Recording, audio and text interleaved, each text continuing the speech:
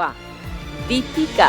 নমস্কার সুদীপ্তাদি, আমি দীপিকা। আমি সুন্দরবন, উত্তর 24 পরগনা, উত্তর গোবিন্দঘাটি থেকে আসছি। পেশায় একজন আমি তেলে ভাজার দোকান আছে আমার। আমি নিজে হাতে সব রকম তেলে ভাজার আইটেম তৈরি করি। হ্যাঁ, দেখতে পাচ্ছি। সন্ধ্যে 7টার সময় তেলে ভাজা দেখলে মনটা কেমন কেমন করে। দীপিকা, তোমার তেলে ভাজার দোকান কত দিনের? 5 বছর। ভালো বানাও? মোটামুটি ভালো বানাই। সবাই বলে সিঙ্গারাটা খুব নাম আছে। সিঙ্গারার নাম আছে? হ্যাঁ, মানে অনেক দূর দিয়ে লোক আসে। তো তেলে ভাজার দোকান দিলে কেন? করোনার 2 বছর আগে আমার স্বামীর একটা অ্যাক্সিডেন্ট হয়। স্কুলের বাচ্চা নিয়ে যেতে গিয়ে বাইকে মানে পড়ে গিয়েছিল, গিয়ে সেখান দিয়ে অ্যাক্সিডেন্ট হয়ে মানে এখানে বুকের হাড়টা ভেঙে গেছে। এটা কোনোদিন ঠিক হবে না, আর কোনোদিন জোরের কাজও করতে পারবে না। আর এখানে 2টো আঙুল আছে, এটা পুরো ভাঙা। কোনো ভারী কাজ করতে পারে না, মানে করলেই সারা রাত যন্ত্রণা হয় সেটা। সংসারের আর্থিক একটা সমস্যা চলে আসলো। তারপরে যখন করোনা চলে তখন আমার ছোট মেয়ে হলো, পুরো লকডাউনে আরও খুব সমস্যা, সংসার বেড়ে গেল, খুব সমস্যা। করোনার কিছুদিন পর আমার মায়ের অ্যাক্সিডেন্ট হয়েছিল।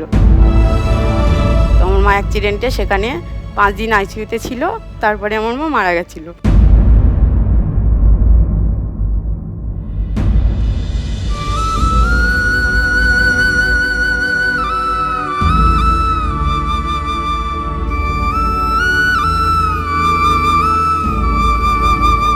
তো সেখান দিয়ে খুব কষ্ট করে উঠলাম। তো নিজের কাছে খুব বেশি পয়সা ছিল না, মানে বর যেহেতু কাজও করতো না, লকডাউনে কোনো কাজ ছিল না, আর কোনো জোরের কাজও করতে পারতো না। তো নিজে ভাবলাম যে নিজে কিছু করতে হবে, নিজের পায়ে দাঁড়াতে হবে। নিজের আমার বাড়িতে যা বাসন আছে, মানে আমার একটা এইটুকু কড়া ছিল, সে কড়াটা থেকে আমি শুরু করেছিলাম তেলে ভাজার দোকানটা তৈরি করি। মানে কোথায় দিলে দোকানটা? বাড়ির কাছে? হ্যাঁ, রাস্তার পাশে।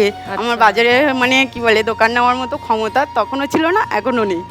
তো আস্তে আস্তে সিঙ্গারা চপটা মানে আমি ভালো করে তৈরিও করতে পারতাম, কিন্তু খুব একটা টেস্টি করতে পারতাম না, যেহেতু আমি তো কোনোদিন করিনি। কেউ বলে যেত, ইস কি চপ বানিয়েছে, কি সিঙ্গারা বানিয়েছে, খেতে ইচ্ছা করে না, মুখে দিতে পারি না, বলে যেত মুখের উপরে।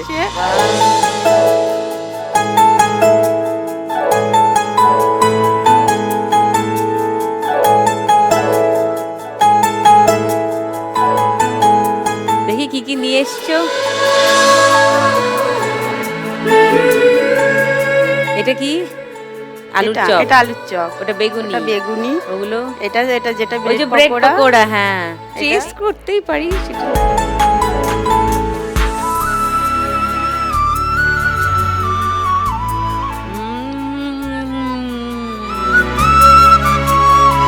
সবাই এরম করে দেখছে।